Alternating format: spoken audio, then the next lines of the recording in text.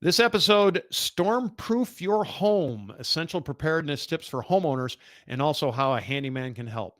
Today, Johnny and I are talking storm preparedness. We've got this big ice storm rolling in on us, so we thought we'd get a chance to talk a little bit about storm preparedness.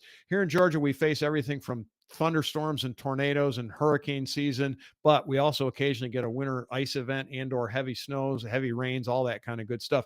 Thought it might be a good idea to talk about storm preparedness for 2026. Welcome to the Handyman Pros Radio Show, home improvement and maintenance tips from the pros. Thanks for listening to another edition of the Handyman Pros Radio Show, where our goal is to help save you time, money, and aggravation on your home maintenance and repair. Today, we're also going to equip you with some tools, tips, and tricks to build some business that keeps your home or keeps your homeowners safe and secure. This edition is entitled Stormproof Your Home, Essential Preparedness Tips for Homeowners and How Handyman Can Help. To help me explain, I'm here with my ever cheerful co-host, no buddy, Johnny. Johnny, what do we got going? How are your storm preparedness tips going here? Have you got yourself I'll tell you, well, yeah, they're successfully scaring the hell out of a lot of people, maybe for good reason. I don't know. But we're going to see. Yeah, we're going to see. It's got big storm rolling through. So by the time you folks hear this show, it'll be probably pretty much over.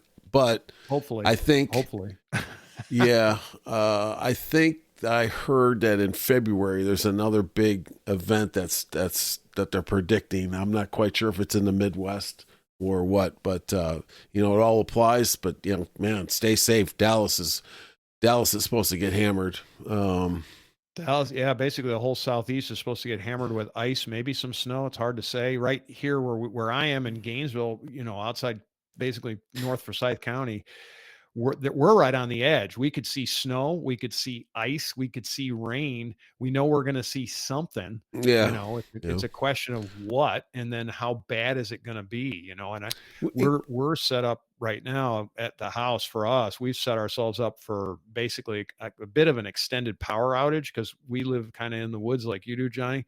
And but you've got how do I want to say it, more around you where well, I've got more neighbors around me, and I got a lot more activity around me than you do. Yeah. So you'll get, we figure if something bad happens, you guys will get service over us quicker, electric service back. So we've got everything set up. We've tested our generator. I bought a bunch of fuel because I'm kind of expecting an extended stay, brought some propane for stuff just in case we need it, kind of thing. But we wanted to go over just some basic ideas for you to get storm prepared. And then how, as a handyman, maybe, you can help your customers be storm prepared, because gosh, if it's help just one them of out. those things. And this is going to apply for any kind of storm. It almost doesn't matter, Granted, in the wintertime here, we have to worry about power out. We've got to worry about, but in the north, folks, y'all know you got to prepare for power also out. The folks down in Florida. Yeah, same thing. Right? The folks that are listening to us down there, you guys know better than a lot of people about storms. Yeah, of course. Being out for days or weeks. So, we don't have to rehash some of those, but it's a mess. The thing is, the principles work for everybody. Is what it is. Johnny, what are your things? You and I have been preparing since so we record this on Thursday here. And I think one of the things, tomorrow. Yeah. One of the things that I always look at is, especially in these ice storms, and I've been through some pretty nasty ones. We had an event back in, believe it or not, I'm not that old, but 1967 in Chicago. That was a huge ice storm. And that was my first taste of trees coming down, when I was a kid growing up in the 60s. We had a big one in Rochester in the early 80s. It was right before I moved down here to Georgia. And was it early? No, it was late 80s, excuse me, maybe early 90s.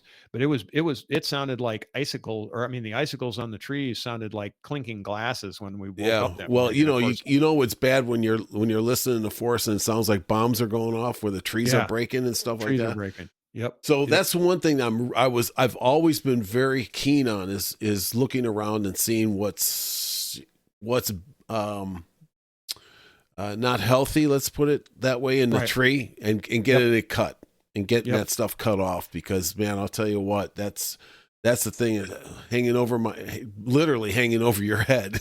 So, Over. so, it's that kind of thing is, trimming the trees and the branches and things like that. Make sure that, you got that taken care of. Yeah, that's a year-round project for It us here in the is. South. But even in the North, you got Oh to yeah. stay after it. You can't let it get to you. There's all the home preparedness things that you need, right? So hopefully you've got some tarps. We were kind of thinking about all this stuff, and and I know you have them too. We have it because of years of accumulation, right? So you've got a couple of tarps. I'm sure I've got probably Yeah. 6 or 7 tarps. I've got pieces of rope. I've got staple guns, and we've got all this kind of stuff. It's things that if you don't Yeah. have it, you need to have it. Yeah. So, let's talk about that for a second. Cause I know Yeah, a lot of people, we take it for granted cause we have all that stuff, because but we have all that for stuff. the folks that are listening to us that don't, these are some things you should invest in and just have them kind of tucked away in case something does occur.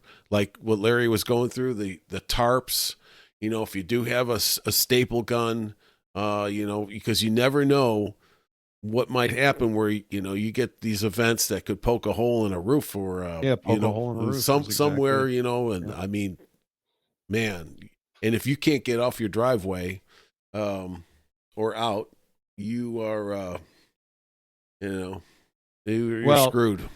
yeah, it's kind of one of those things that if you think about it this way, you have to have some self-preparedness. Now that Yeah. doesn't mean, you got to be able to take care of, like John just said, say a single branch punches a hole through your roof. Well, you can get up there and put a tarp over it or a big piece of plastic or something to cover that hole temporarily, right? And here in the South, we have, and I know you guys in the North say, I can drive in that snow, but we get this ice on the roads, and dude, you're not going anywhere. I mean, it's black ice and you're not going anywhere. And you have to be this particular storm that's rolling through, the weather's not going to warm up significantly between the days. The day and nights it's pretty cold. It's going to stay in the 30s, which doesn't give the roads a lot of time to melt.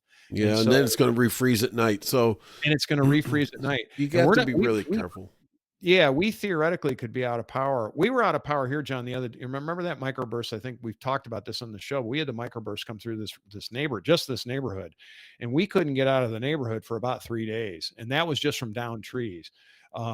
Now I cleared a path out of mine because I'm the first on the street, but there were people on the backside couldn't get out of their houses for 3 days, and I actually walked around the neighborhood with my chainsaw and cut driveways out, so if people had to for emergency reasons, they could get the hell out, because I was kind of worried about that. I wasn't having a warm, fuzzy feeling trying to tote people out of their houses by hand, meaning me, in an emergency situation. But anyway, that's just kind of one of those things that can happen. These big ice events like this one, or a big tornado or a big hurricane, whatever, it doesn't really matter. Trees can come down and it can get bad. It can get really bad. So we're just, be prepared. It doesn't mean you need a chainsaw, but if you have one, great. I've got my power for my reciprocating saw all set up. I've charged every single battery I've got, and I've got this 15-inch blades for my reciprocating saw, which I will use probably more than the chainsaw at this point, because it cuts like a screaming demon. Just little things like that. You just got to be ready. Do be careful out there, folks. If it's icy or if it's dangerous, watch for down power lines and don't even go near them. Just stay the hell away from them if they're down, because you don't know if they're alive or not, and you don't want to find out. Don't find out the old fashioned way, because you just don't know. Anyway, what else, what else do we need? And what do you need for basic things, John? Well, when you were just going through it, I think you need,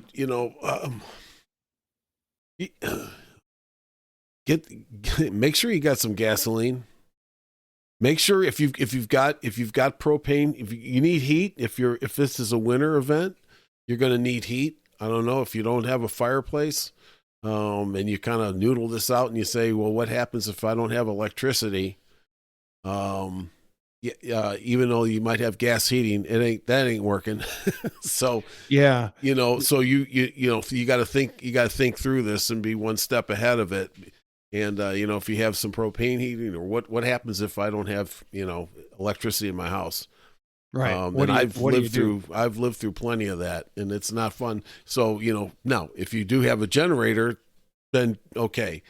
but you know, I know a lot of us aren't going to invest in a generator for a possible event.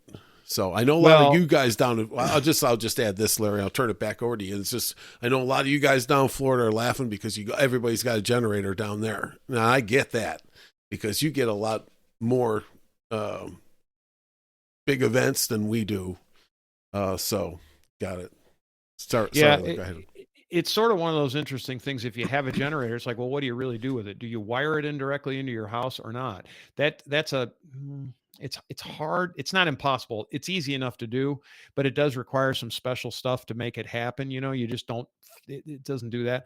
I have a generator. We have it mostly for the camper, right? So we can plug the camper directly in because our default is if the power really goes out, we move to the camper. Now we've also for winter, when it's winter time, it's not so bad because we have a solar system on the camper and it'll run everything in the camper and keep us warm because it's propane heat. But in the house, so our house runs on both propane and electric, right? And so we won't worry about the electric mini split system in the house. But I do, if the power goes out for an extended period of time, meaning probably more than 3 days, I will have to take the generator and basically hot wire the furnace. And when I say hot wire, it means I'm going to turn the power off. I'm not suggesting that you can do this. You can learn how to do it. It's not very difficult, but I'm going to go in and take an extension cord and I'm going to hook it into the furnace where I can run the blower on the furnace because my propane will be there to create heat, right. But I have to distribute the heat. And to do that, you know, I'm going to disable the circuit breaker, going to disable the thing and then hot wire it, meaning basically run power directly to the furnace and let it run itself. And I've done that before. I did that in that big storm in upstate New York, actually, because the house started getting cold. And when I mean cold, it was down in the 40s. And I'm like, yeah, I've got to worry about here we can, you know, up north, you're talking about a survival event. It's survival. Yeah. You know, I mean, that's no along with frozen pipes and more, you know, damage that you don't want. Right. Right. So you just, you kind of noodle these things through, you know, you can just sit there and think, hey, you know, what happens if the worst, you know, hits the house, you know, how am I going to handle it? Right. And I'll watch the temperatures inside the house, you know, with an old fashioned thermometer. But if the house starts getting down into the high 40s, I'm now starting to get worried because it only takes, you know, a degree or two to change the temperatures and the temperatures in the outside of the wall. Anyway, blah, blah, blah. There's a whole thing you can think about. But at that point, I'll end up hot wiring it. Now, that might happen. It might not happen. I'm hoping it doesn't because it's a PA. It's a pain in the butt. Right? You know, I think I remember that we used to plug that generator into our electrical system in the house. We disconnected the master. You disconnect the master, and I think we did it that way. One of the things is that you folks out there with like sump pumps, okay, you need to keep an eye on that. Okay, so that's something that can really kind of come around and bite you if you're not thinking about that. You know, it's a lot like any kind of plumbing. You never think about it until something happens. Until something bad happens. You know, we talk a million times on this show about what's the thing that damages your home the most? Water, right? Yeah. It's water. And in any of these situations, be it hurricane or a major thunderstorm, or in this case, an ice storm, the nature is throwing a whole ton of water at us right now. In this case, it's not hopefully, but it's either frozen or not, right? But it doesn't matter. It's still water. And eventually that stuff's going to melt. So you have to protect your home from the water, right? And the water. So, you know, is your siding good?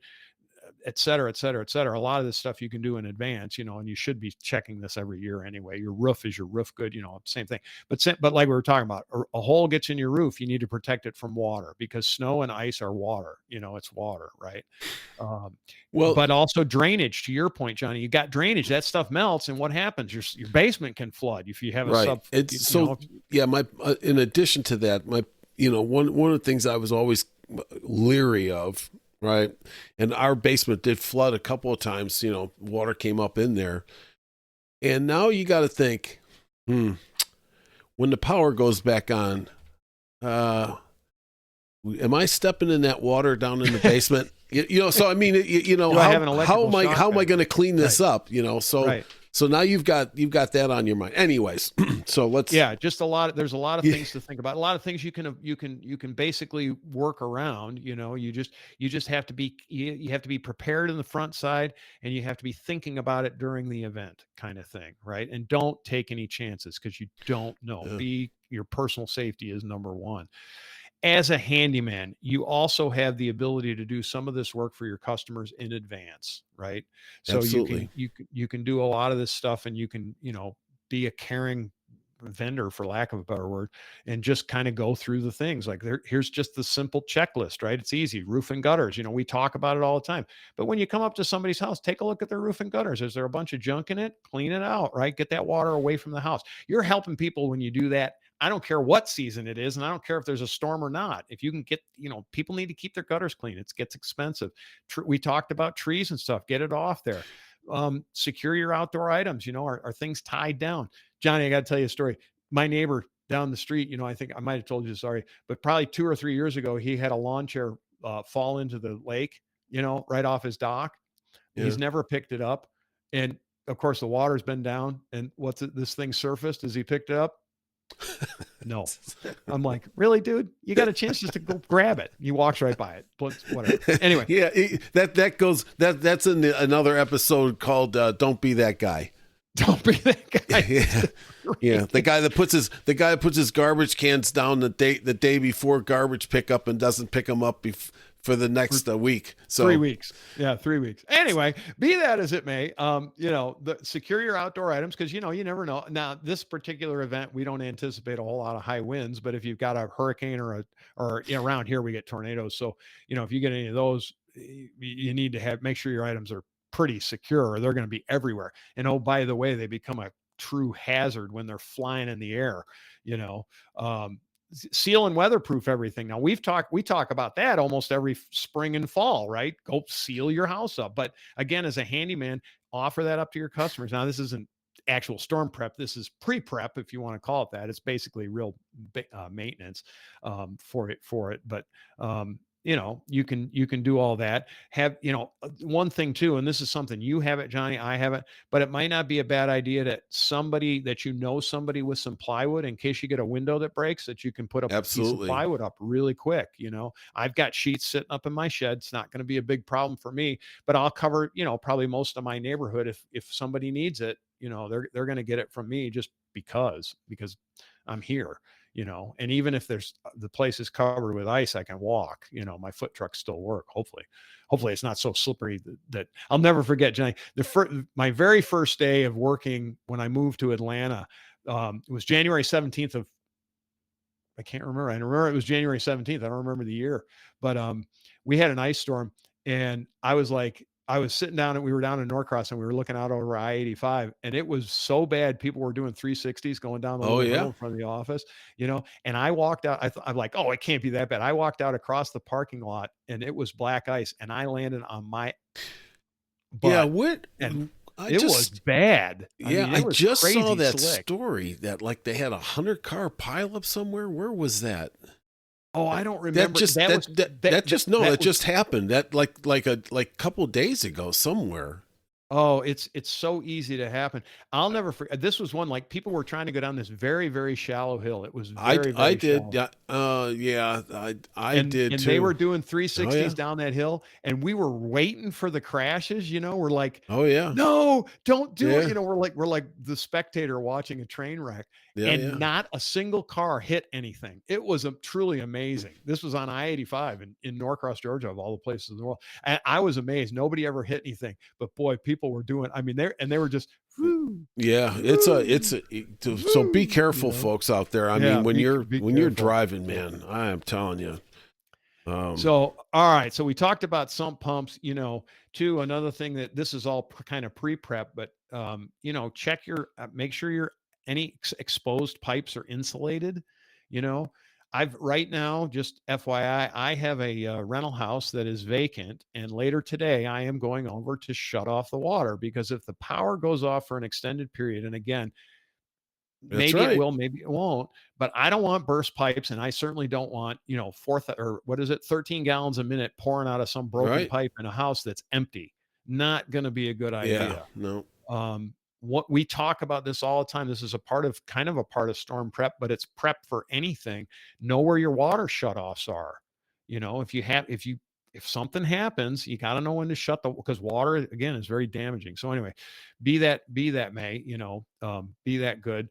We already talked a little bit about generators. Johnny talks a lot about plumbing, and you have your plumbing preparedness kit, right, John? I do. And that was born out of necessity after I burst a pipe. So I've got it hanging up.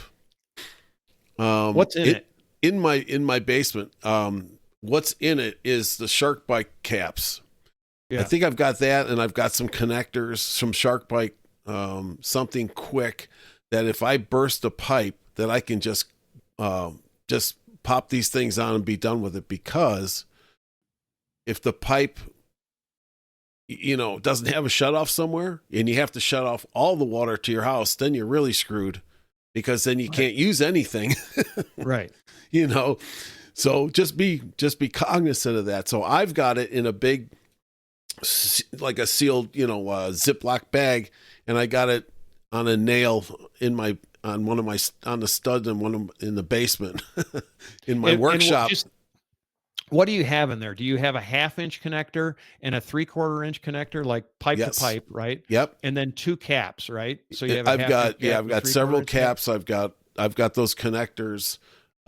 Just something to stop, the flow of water.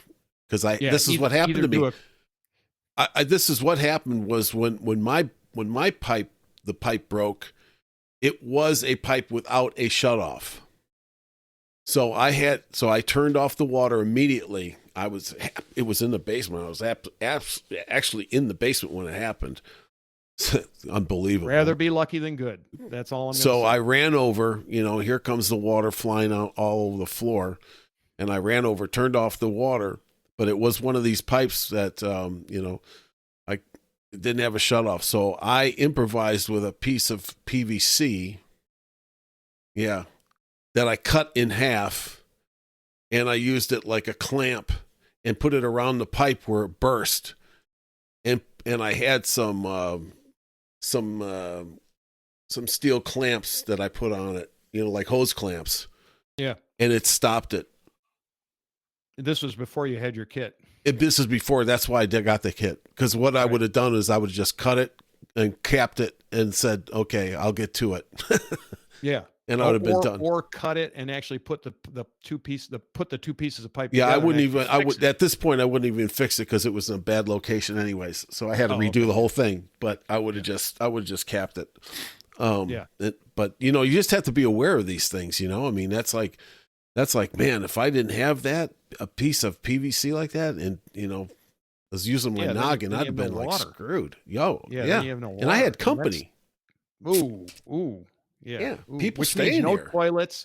It means no toilets. It means no, drinking water. It means no cooking. Bingo. There's a lot that goes to that. So anyway, that's why we mentioned it, and just having those emergency kits, have some drinking water on the side, that's just a couple, 2-3 gallons. Might not be a bad idea to have it. Always make sure if you've got flashlights that you've got batteries, or charge your batteries. Like I just said, I use the Ryobi system. I charge all my Ryobi batteries. They're all up right now. They're up and charged. I don't have to worry about them being dead. Right. So they run my flashlights. They run my they run all my stuff, which is fine, but they run flashlights, I've got a radio on them. If I need a radio for whatever reason, I can listen to the radio. Folks, have a first aid kit also. I know it seems simple, but we say this all the time. This is just across the board. Have a first aid kit. You need it. Have some extra toilet paper. Don't go crazy on the toilet paper, but have a few rolls of Johnny. I always got a roll of toilet paper in the car just because I use it for everything from cleaning up to toilet paper. So have that stuff up. Might not be a bad idea to have a go bag. Have a little bit of cash, because trust me, one thing about cash, Johnny, do you work better when somebody hands you green cash? And is it worth something when you can't swipe that credit card? Yeah, I mean, that's in an emergency situation. Yeah, right? always have some cash around. Yeah, have an evacuation route, think this stuff through. You can think this stuff through. Who are you going to contact out of state? Your pets. Don't forget your pets, right? Pets need food. They need water. They need all the things that you do. Are they okay? Are they going to be okay? Our dog's not that big a deal because we just pick her up and take her. But if particularly if you've got a bigger dog, you need to worry about it. Our dog actually gets really spastic in thunderstorms. So in the summertime, those storms really bother us. Wintertime, not so much. Should my neighbor be worried about his goats? And goats are pretty resilient. Johnny, I consider that meat on the hoof for you. Is what I consider. Johnny's got his own meat horse next door. Yeah, if the power's out too long. That's right. You run out of food. You got yourself, goat's pretty good. I actually have some. I actually don't mind it. It's got a pretty. You get the right recipe. I'd probably go for the chickens first, though. Nah, that's easy. Yeah, the problem is so is everybody else. Right. Another thing, speaking about doing batteries, right? Charge your phones up, folks. Before they come in, make sure your phones are stored up and stuff. Make sure your batteries are charged up. Blah, blah, blah. Be aware of, power surges and all that stuff and do all that. Yeah. And take advantage of, most of you folks out here with all the new cars and stuff like that usually have like an inverter in them too. So yes, they do. So you can take advantage of that, in case if the poop really hits the fan, you can go out there and start the car and use that to charge your phone and stuff like that. Fill your car up with fuel. Yep. We did this. I did this yesterday. I filled my truck up with fuel just don't know why, but because our world runs on electric, so many things run on electric, including the fuel pumps that pump fuel out of the ground at the gas station. If the power goes down for an extended period of time, you're not going to have gasoline necessarily available. And I say necessarily, but it's, what I mean. It's not a guarantee that you're going to be able to get that gasoline out of the ground. And so you fill your car up. You're going to burn it up anyway, eventually, you're going to use it. It's not like you're buying something special. Forget the eggs, bread, milk. Buy some liquor and stuff that's harder to get. Yeah, here. Yeah, so get your friends over, have a poker night. Yeah, the kind of thing. Make the most of it. But what else we got? We got anything else? That's really I don't know. I don't want to take this into an exhaustive list. It's just some of these things to think of. The thing that comes to mind is just what I was talking about. We were talking about earlier. It's just kind of noodle this through. What happens if? What am I going to do? That's all you have to do, and then you're gonna start to figure it out. Right. So it is. There's some things you need to keep a handle on. That's for sure. So. Yeah, it's kind of a what if, and then it's the what ifs, and it's also what resources do you have? And in my world, at least where I am, I know that I can count on 2 or 3 of my neighbors to be able to use some of their resources too, and so that's always, keep that in the back of your head too. It's like I was saying about plywood, I've got plywood. My neighbors don't need to go buy plywood, although one of them's got some, so I know he's got some. Yeah, too, that brings up a good topic, and I'll kind of conclude with this: is it's nice to know your neighbors. Yeah, just in general, because of this kind of thing, because you just never know who needs your help or you might need their help. So yeah, and it really is kind of that simple. So anyway, all right, folks, the spaceship has an emergency. Does it land in Johnny's yard or my yard? I'm not sure, but could be in both. But anyway, that signifies that we are wrapping this bad boy up. Please like and subscribe to the podcast. We really appreciate it. If you have any questions at handymanprosradioshow.com. We do answer all our questions, by the way. So it is what it is. There's lots of ways to reach us. You can figure it out, listen to all our shows. We're pretty good. It's a couple of guys sitting around in a bar talking about all this nonsense stuff. Is how we look at it. Right, Johnny? That's exactly right. And with that, Johnny, take us home, baby. All right, folks, listen, why don't you send us some emails on how you're getting through this storm, because by the time you hear this, it's probably already rolling through. So I'd love to hear what your take was on it, and how bad it was and all that kind of stuff. We just like to keep up with that stuff. And so anyway, stay safe through this one, and we'll see you next time on the Handyman Pros Radio Show.